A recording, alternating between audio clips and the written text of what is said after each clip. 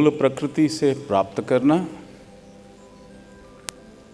और जो नहीं चाहिए वो निकाल देना एक निरंतर प्रोसेस है। हम हमेशा कुछ लेते हैं, जो चाहिए उसको रख लेते हैं, जो नहीं चाहिए उसको फेंक देते हैं।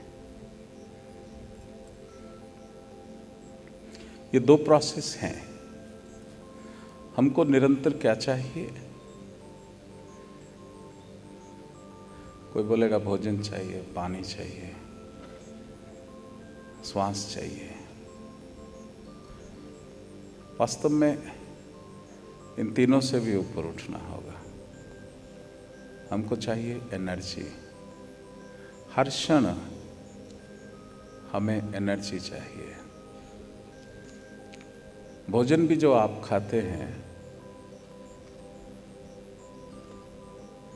वो भी एनर्जी में परिवर्तित होता है, उसके बाद ही शरीर को प्राप्त होता है। अब तो साइंस ने भी माना है, अब हर भोजन को वो कैलोरी बोलते हैं। Calorie is the unit of energy. वो भोजन से कितनी एनर्जी प्राप्त हुई उसको। जल से भी वही ऊर्जा, वो एनर्जी। जो श्वास लेने की प्रक्रिया है,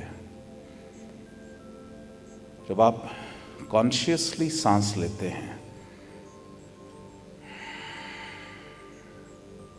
तो रियलिटी में सांस नहीं, आप एनर्जी को अपने भीतर ग्रहण करते हैं।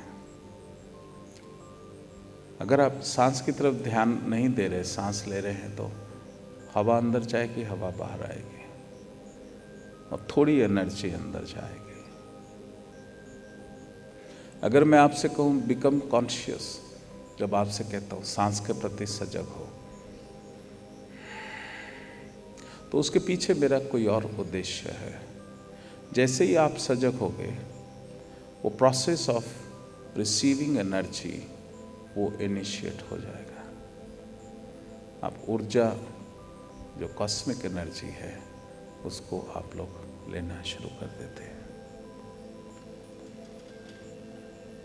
मजे की बात यह है कि 100% एनर्जी अगर आपको चाहिए तो मात्र 10% आपको भोजन से मिलती है। कितना प्रतिशत? 10%। इतना बोलते हैं ना, संतुलित आहार, बेस्ट संतुलित आहार लेते हो, बेस्ट जिसमें कुछ नहीं छोड़ा, यू रिसीव ओनली 10%।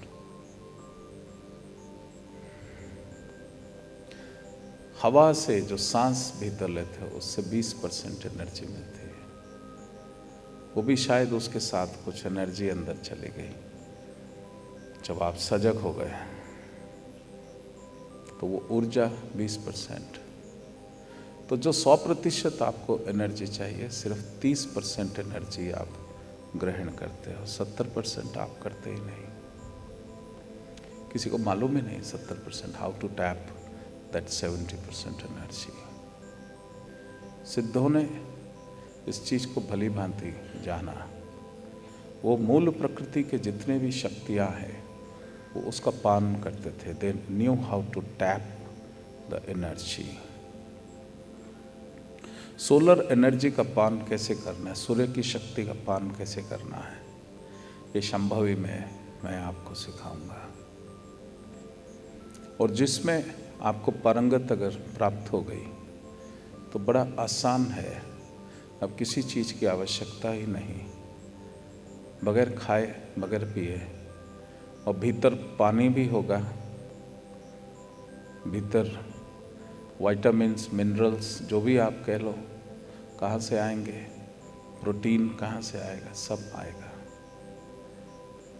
लोग बोलते हैं हाउ इज़ इट पॉसिबल, खाया तो है नहीं।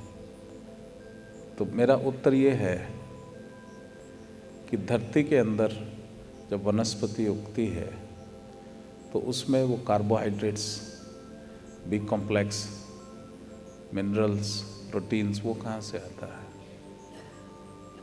वो उसी सूर्य की ऊर्जा से आता है। अगर सूर्य की सोलर एनर्जी है तो सब कुछ होगा। अगर सोलर एनर्जी नहीं है, वेरी डिफिकल्ट।